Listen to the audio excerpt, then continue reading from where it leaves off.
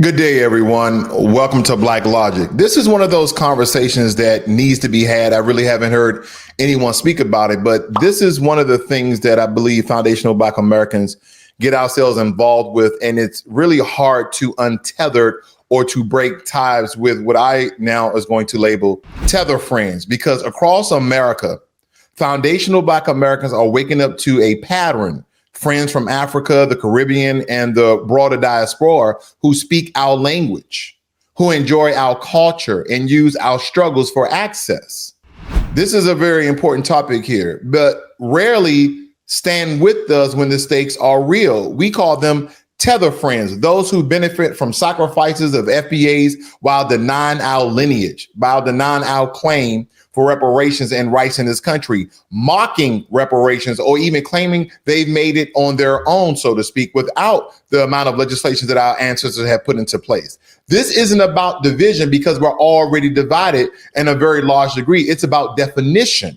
If we can't define who we are, others will. And that redefinition is already in motion, from the Census Bureau to corporate DEI programs to political think tanks, rewriting who count as Blacks. Now, some Tether Friends are teachable. They listen, they learn, and they respect distinction between shared skin tone and shared struggle, even in their own countries. But many are not. And it's time to decide who's standing with us and who's standing on us and who's standing against us.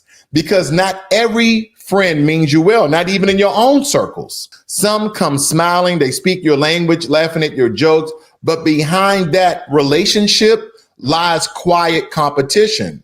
Those are what I call Tether Friends. They look like us, they sound like us, but operate on a very different code. Now, the ones with the 5 and 6 foreheads, again, but yeah, there are some ones who actually look like us, and you wouldn't even know because they had the same lingo, they had the same slang, they wear their clothes just as well as we do. They had the same verbiage and vernacular and lexicon, whatever you want to call it, they have it, but it's on a different code. One built not on shared history, but on shared opportunity. Because if we look back in the 1960s, and as I referenced this in my last video, I don't know if you guys caught that, from tethers to takeover. In the 1960s, the Hart-Celler Immigration Act opened the floodgates for new Black arrivals to America. It was sold as a step towards equality, but it was really a Cold War strategy. Washington wanted to project an image of racial progress to newly independent African nations. So it imported success stories, educated elites from Ghana, Nigeria, and from the Caribbean, while ignoring the descendants of those still trapped in segregation. Now, the immigration wave birthed a new class, Black in color, foreign in lineage, and politically useful, because they knew that these tethered would link up with us, learn our culture, copy our culture, cosplay our icons, and then use that. So the new political party, mostly the Democrats, would use them as useful tools in the system of white supremacy. Now, these groups learn how to navigate America without confronting its crimes because they haven't lived this history. And over time, many were conditioned to see themselves not as our brothers and sisters, but as our replacement. And this is one of the videos I did quite some time ago about the silent replacement theory of tethers. Now, in colonial Africa and the Caribbean, European powers built their control on hierarchy. The closer you were to whiteness, the higher you stood. That same psychology followed immigrants here, right in America. Sociologist Gemma Pierre notes that in the predicament of Blackness that post-colonial Africans were taught to view Western success as moral superiority. This is where they get their ideology from. When they arrived in the United States, when they touched our soil, they internalized that myth, believing Black Americans were poor because we lacked discipline, not opportunity. So when a Tether Friend says, we came here with nothing and we made it, we only had lint in our pockets. My grandfather, my father only had 2 dimes and he made it out of the struggle right here in these American streets as an immigrant from Africa, from the Caribbean. They made it with nothing. What they really mean is we accepted your oppression as a career opportunity. Foundational Black Americans built global culture, music, art, language, inventions, and fashion. But Tether Friends consume our culture while rejecting our condition. They rap our lyrics but dismiss our reparations. They wear our style but avoid our struggle. Now, I believe in a 2022 Pew Research survey found that over 65% of Black immigrants believe immigrants from Africa and the Caribbean work harder than US born Blacks. And by the way, guys, thank you for correcting me on the apartheid. I kind of got my lines crossed with the dates. I believe that the apartheid started in the late 1940s, but it ended in 1944, April 27th, 1944 to be exact. I digress. But they came here with that ideology that they work harder. And that belief feeds structural racism because it tells white America, you don't need to fix the system.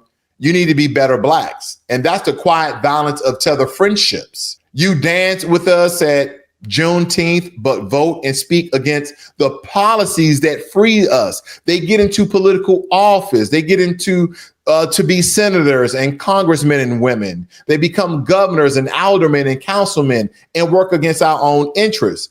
Every decade, new Black immigrants become the statistical proof of racial progress. Corporate reports, governmental contracts, and university grants all use one number: Black participation, but they never tell you who those Blacks are and where they derive from and where their lineage is. They never give you that information. Now, according to the Government Accountability Office, I believe this came out in 2022, 2023, over 40% of federal minority contracts labeled Black owned went to immigrant-led companies. Meanwhile, foundational Black Americans who labor built the country received less than 2%. Now, that's not equality. That's replacement through paperwork. Tether Friends, and these are some of the friends that you guys have.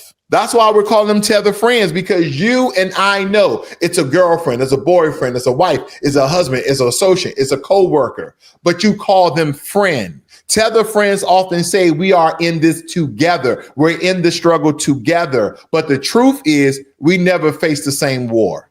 They came through customs. We came through chains. Their struggles began at Ellis Island. Ours began at Jamestown. Ours began in South Carolina and Georgia.